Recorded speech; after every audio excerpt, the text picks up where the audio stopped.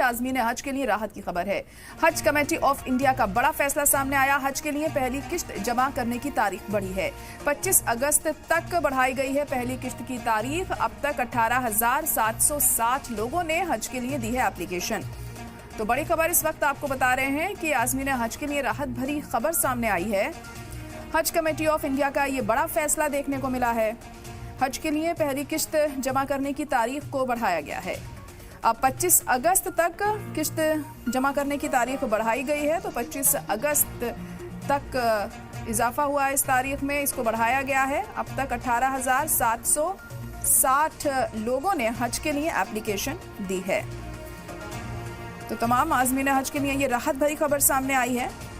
अब 25 तारीख तक वो किश्त जमा कर सकते हैं। ये बड़ा फैसला सामने आया।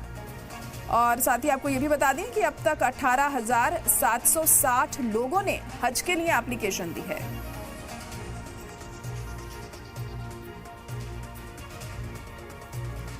तो आज़मीन हज के लिए ये राहत भरी खबर सामने आई है। हज कमेटी ऑफ इंडिया का बड़ा फैसला देखने को मिला है। यहाँ पर हज के लिए पहली किश्त जमा करने की तारीख को बढ़ाया गया है। तो वो लोग जो अब तक किश्त जमा नहीं कर पाए हैं, तो उनके लिए ये बड़ी राहत है। 25 तारीख तक ये जो डेट है इसे